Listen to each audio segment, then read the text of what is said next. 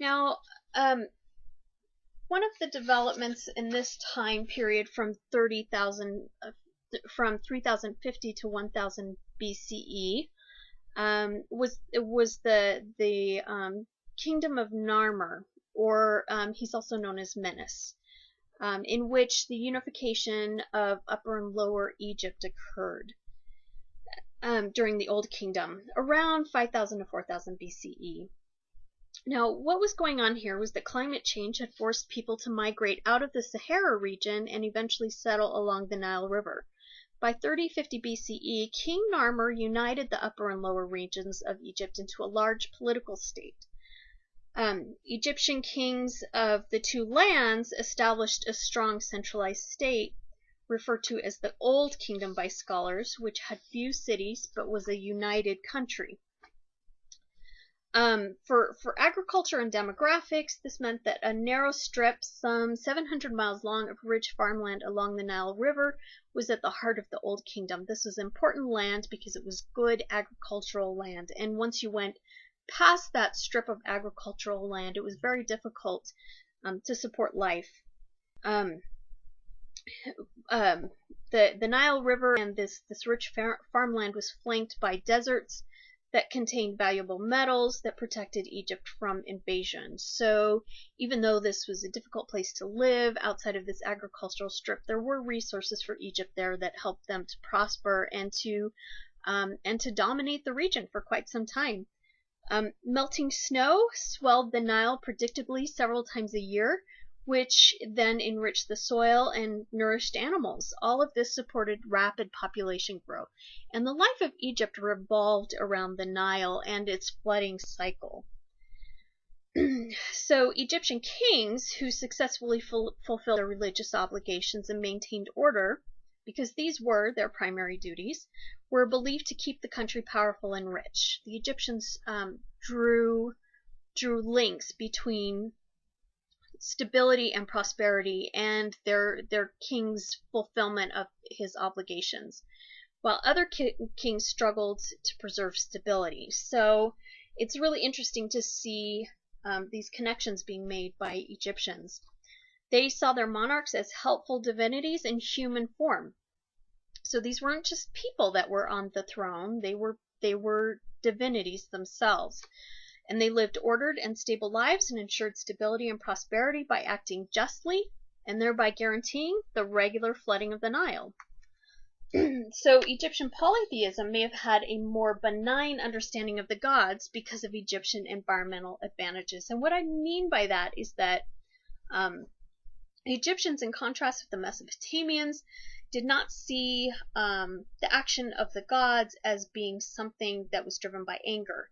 Instead, Egyptians viewed their gods as being concerned with human development, as having a direct role in the life of Egyptians. Okay, so with the prosperity of Egypt came large building programs that were directed by Egyptian monarchs, and the goal of these building projects were to demonstrate piety and power. So you're familiar with the pyramids. This is an example of how these building programs were designed to demonstrate piety and power. Tombs for the kings were enormous. Again, the pyramids. And they were centerpieces for networks of temples and halls for religious ceremonies. Old Kingdom rulers spent vast resources on tombs and pyramids in order to proclaim their divine status, and their burial rituals and preparation of mummified remains testified to Egyptian belief in an afterlife. It was really quite an extensive process. Egyptian society valued stability and order, and it was strongly hierarchical. This was not an egalitarian society. Kings and queens came first, followed by priests, royal administrators, and army commanders.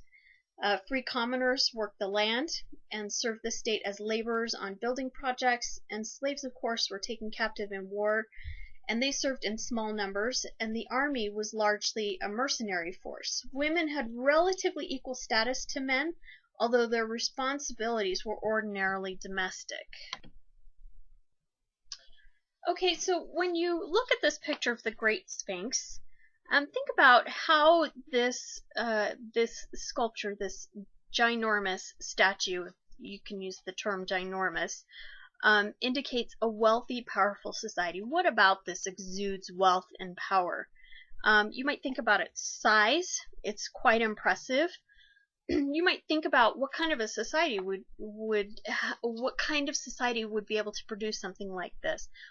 Obviously, it's a fairly complex society with the time and resources to spare on a massive building project.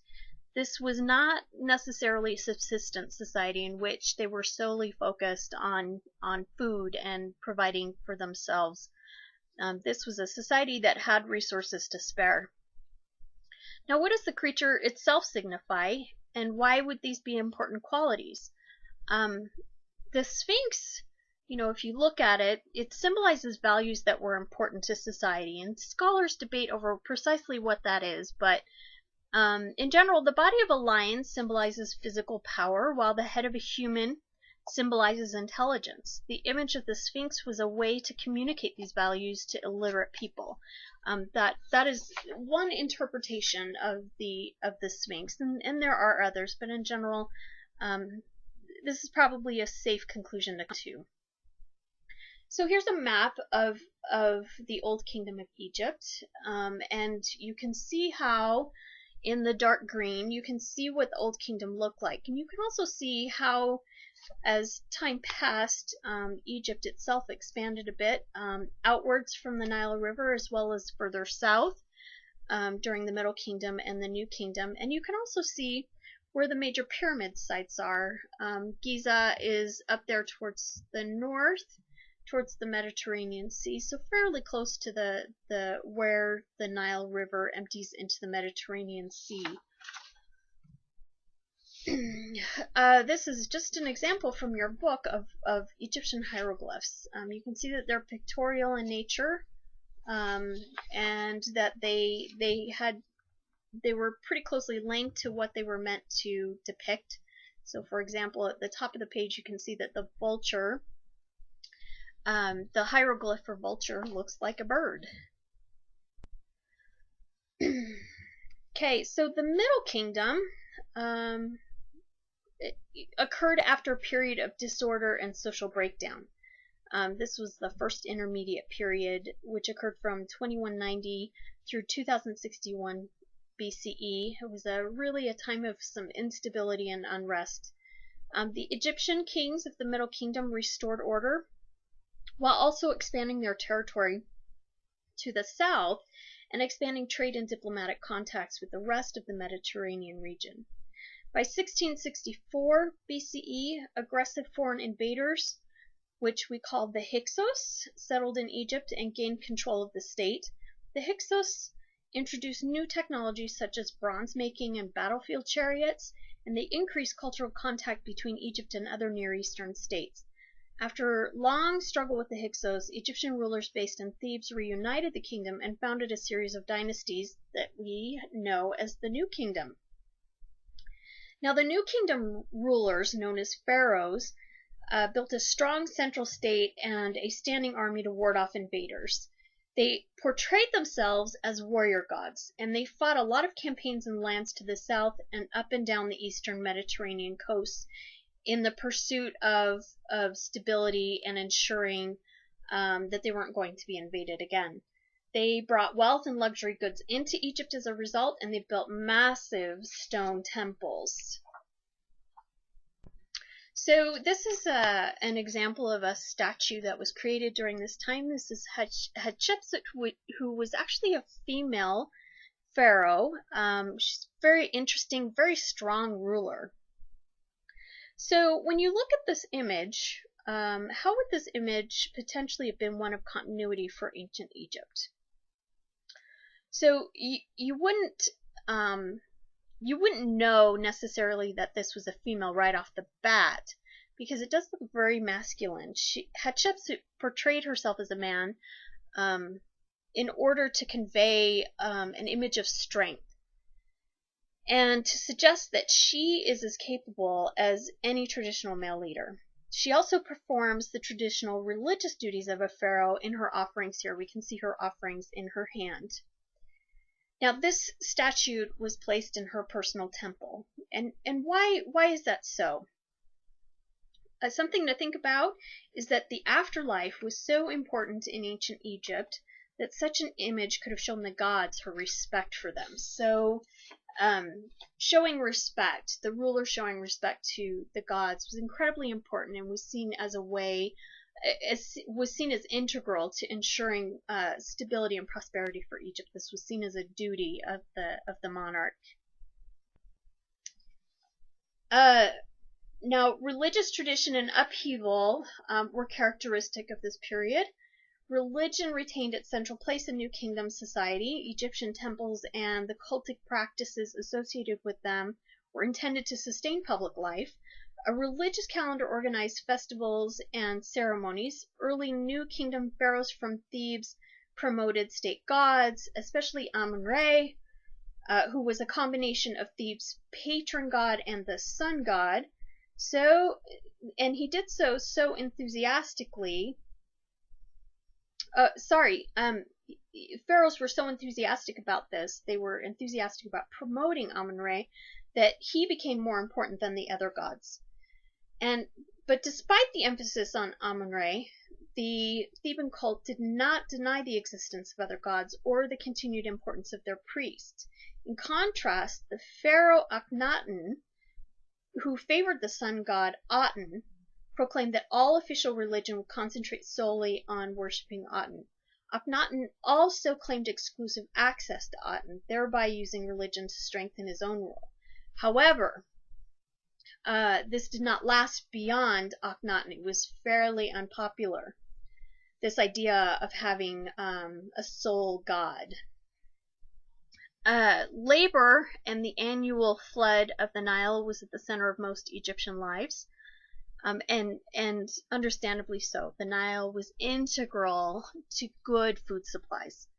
Fields were worked year-round, except when the river flooded, during which time many Egyptians worked on the king's construction projects. Although slavery existed, free workers did most of the labor on royal construction projects. That probably surprises you. Although slavery existed, you did have a lot of work done by free workers. Ordinary Egyptians worshipped many gods, especially those they hoped could protect them in their daily lives. They did see that the gods could have a role in their individual lives. They also prepared the dead for the afterlife through the process of mummification. That's what this was all about, was having a good afterlife. Magicians, herbs, and charms were also an important part of ordinary life, as they were believed to be able to provide aid in such things as romance, curing illness, or promoting eternal salvation, most importantly of all. So, we're going to talk about the Hittites. We're just going to switch gears a little bit. The Hittites were a migrant tribe from the Caucasus who excelled in war and diplomacy. And they had conquered the region and become the most powerful people in Anatolia. So the Hittites spoke an Indo-European language and worshipped their own gods as well as those of earlier Anatolian peoples. So they settled in a region and kind of adopted some of those cultural practices. Hittite religion emphasized ritual purity and the role of kings as guardians of a just social order. So again, you have that link being drawn between a strong leader and his role in preserving the prosperity and stability of society. Now, Hittite expansion produced conflict with the Egyptian New Kingdom pharaohs, and that conflict was facilitated by the aggressive use of armies with chariots and the forging of strong personal alliances. The Hittites, this characterized their approach. Hittite kings controlled long-distance trade routes, especially for metals, because again, metals were incredibly important in being able to build and expand. The kings also focused particularly on controlling the lucrative trade between the eastern Mediterranean Sea and Syria. So here we have a little bit different map. This is to the west of the previous maps, and we can see the area that we know today as Greece, as well as the area Anatolia where modern-day Turkey is. Another society, another culture, another civilization that we're talking about were the Minoans.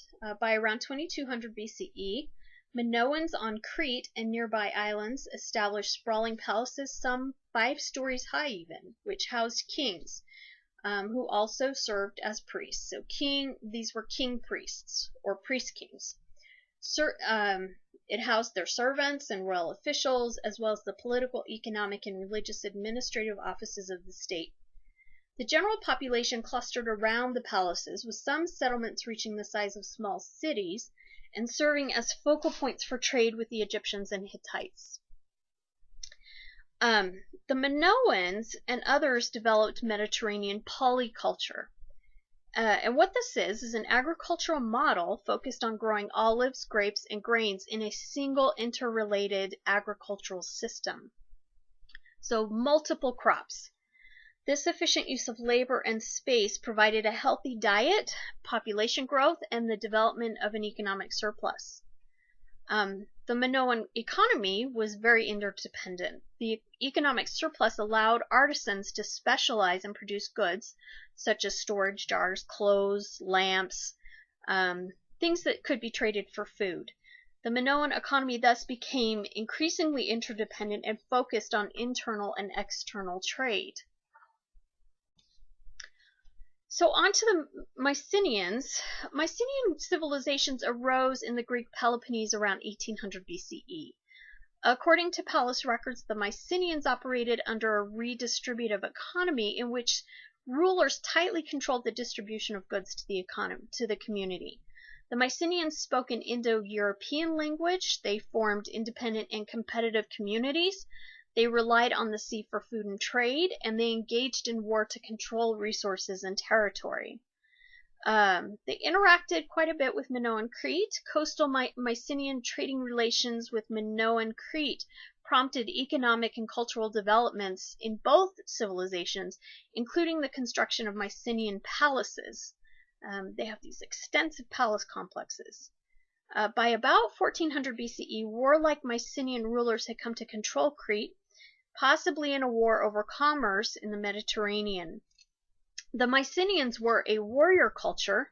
Their most important deities were male gods of war, and wealthy men were all buried with weapons and armor. They also made use of lightweight chariots in battle. So, the violent end to early Western civilization. The Sea Peoples were a loose coalition of warlike seaborne invaders. Many of them, probably Greeks, emerged around 1200 BCE and basically overwhelmed the Hittite kingdoms by devastating its trade and razing its capital city. Egypt also came under sustained attack and was severely weakened. Its trade was devastated and its borders reduced. So the Sea Peoples were very destructive throughout the region and helped weaken or bring down several civilizations. Mycenaean civilization reached the zenith of its power from 1400 to 1250 BCE, sometime around there, but they came under pressure from the Sea Peoples as well. Increasingly, resources had to be dedicated to wall building and defense rather than some of the other things that they were doing in order to defend themselves against Sea Peoples and other Mycenaean powers. Earthquakes also weakened the Mycenaeans, and central authority collapsed. It just could not stand up to the pressure. So here we have another map, and this just kind of shows the overall area that we've been talking about. Shows where some of these groups were situated in relation to one another during this later time period, and you can see from the arrows over in the left side of the map the movement of the Sea Peoples and how their attacks on some of these regions had an effect. You can see that they really were traveling quite far and impacted more than one kingdom. So that's basically a good overview of what's going on in this chapter. Think about some of the causes and effects of this time period, of what's going on, and the importance that these developments had on the development of Western civilization.